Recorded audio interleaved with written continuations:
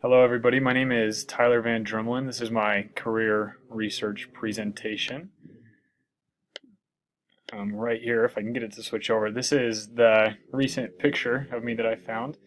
I don't take a whole lot of selfies of myself, so the person on the right here, that's me, and then this is my wonderful sister, Sarah. She's currently serving her mission in Texas, McAllen, Texas, and that was the day that she left for her mission, and that's the most recent picture that I could kind of find of myself that I wanted to post. Um, the future job description and my responsibilities, I really wanted to go into occupational therapy. With occupational therapy, you can go into to several different career areas or specialties. There's a lot of different options. That's kind of what I like with occupational therapy. You can do a number of things. You can work with children that have disabilities, adults with disabilities as well.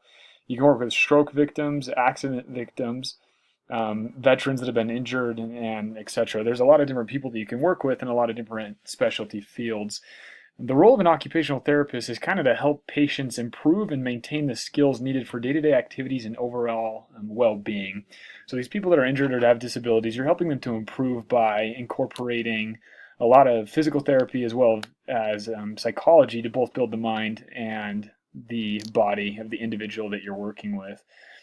Generally, the people that you're working with, you're helping them recover from the injuries that they've sustained or disabilities that they've been born with or that have happened to them through strokes or other instances in their lives. The required education in order to become an occupational therapist is quite extensive. You need to have a 4-year bachelor degree as a minimum. You also need to have field experience and volunteer work specifically. You need to have a passing score on the National Board for Certification in Occupational Therapy, or otherwise known as the NCBOT exam. In order to prepare for that, you need to go to graduate school, and you need both a background in psychology and biology in order to get into your graduate school of your choosing. You also need a background in math and writing, and a background in medical terminology and a knowledge of the human body and how it functions, because again, you'll be working a lot with physical therapy, and then with the psychology and biology, you'll be working a lot with the mind as well as you're helping these people. Because again, these people have sustained injuries, they have disabilities, they have a lot of mental stress as well as the physical stress that they're dealing with. So you're helping to kind of incorporate both in order to help them fully recover. My 4-year plan, inside of it, I've incorporated the necessary science, math, and writing classes that I need in order to apply to graduate school and for OT school. I can graduate in psychology without taking a lot of the science, math, or writing classes that I'm going to need to take in order to apply for graduate school. So I've incorporated those classes as my general electives in order to better prepare myself for my graduate school program and for my future career.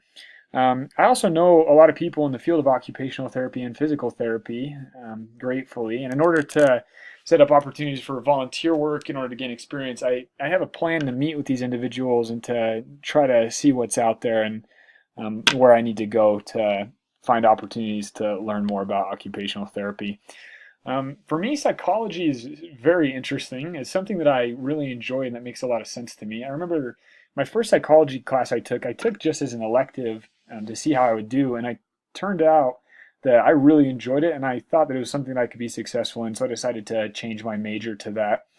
I really want to help people, and psychology gives me a lot of prerequisites that I need in order to do occupational therapy. Also, it gives me something to fall back on if necessary. I feel like I'm a very compassionate person, and I think my personality matched up a lot with some of the things that were stated in Chapter 13. Again, I want to help people. I enjoy speaking with people, meeting with them, so I think it would be something that's really good for me. I enjoy helping people improve their lives. In Chapter 13, and again, it talked about how you can do that with psychology. And then I'm a person that likes to be moving and doing different things, and I feel like in occupational therapy and in psychology, there's a lot of opportunities to have a variety in your workday. So that's the end of my presentation. That's why I want to do psychology, and that's the career that I want to do. I hope that you guys benefited from this. Thanks for watching it.